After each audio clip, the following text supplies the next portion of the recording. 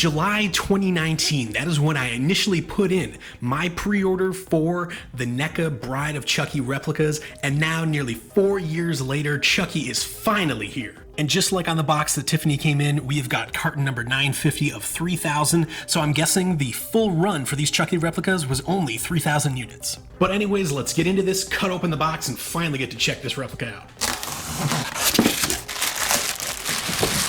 There we go, he comes in a Replica Good Guys box that is just a little bit burnt up and bloody to match his scarred, tarnished appearance in Bride of Chucky. There's a quick look at the right side. He can be a construction worker, a brave Indian, or a fearless fireman. Then on the left, he can be a cowboy, a courageous soldier, a doctor, or a superstar baseball player. And then the back, good guys, he wants you for a best friend, let him share your secrets.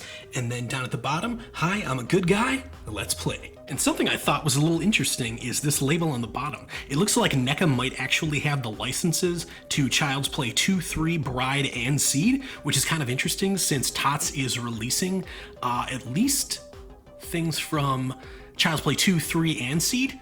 So I'm not sure, we'll have to see what is going on with that. But anyways, let's get him unleashed from his plastic coffin. And before he is even completely out of the box, I think it looks great, especially his little teeny shoes down at the bottom.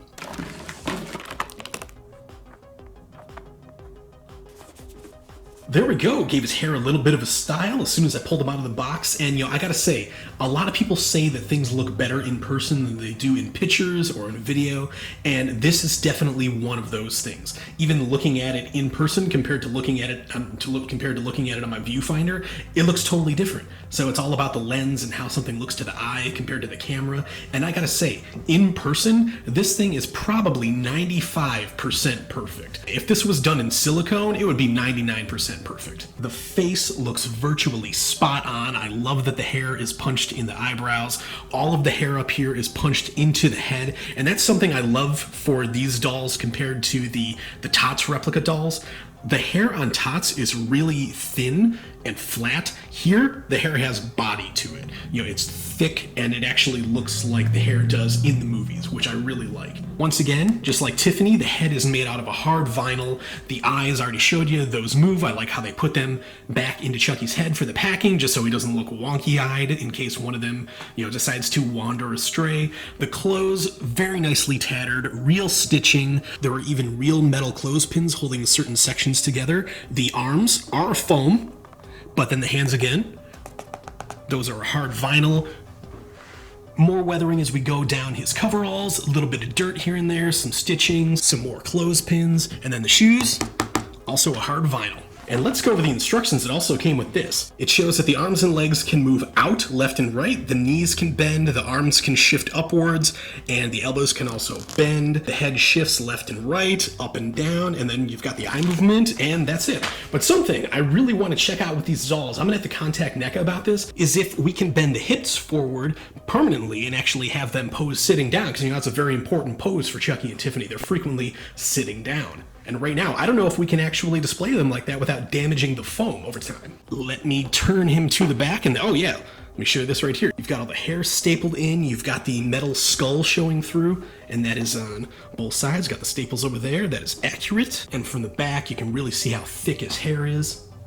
More weathering back here, another clothespin, more stitching, and honestly, he really looks great. I thought Tiffany was gonna be the MVP of all these replicas, but I honestly think he's on par with that release. He looks really, really good, and I'm surprised. The only thing I'm concerned about is he does seem to be a little bit wobbly, but I think that could just be with how he's being posed, but you can see just pat him on the top of the head and he wobbles back and forth. So I'm gonna have to find a good sweet spot of where to put his feet. And there we go, husband and wife.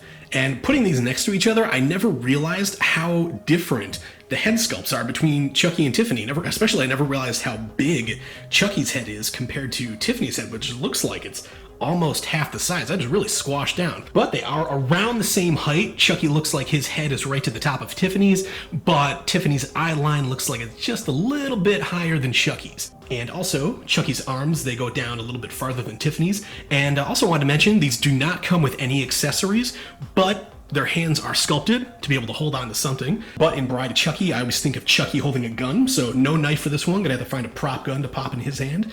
And Tiffany, I'm still not sure what to put in her hand. Probably want to put a cigarette in her left hand, but not sure what I want to put in her right. Maybe like a champagne bottle, something like that, empty champagne bottle. But these are definitely Underglass collectibles that are going to be going to one of my Detolf cabinets very soon. And I really, really think that these are the best quality Chucky and Tiffany dolls you can get on the market. So for both of these figures, a very easy 5 out of 5 for me. I am so glad that I ended up pre-ordering these nearly a half of a decade ago. Like I said, we're coming up on 4 years since that pre-order opened up, so it has been a long time coming. But they're finally here, and now it is time to get these put away. So that is going to wrap up today's video. If you have any questions about either of these releases, ask them down in the comments below, because I'll do my best to try and answer them for you. And as always, I wish you pleasant days and spooky nights. Until next time.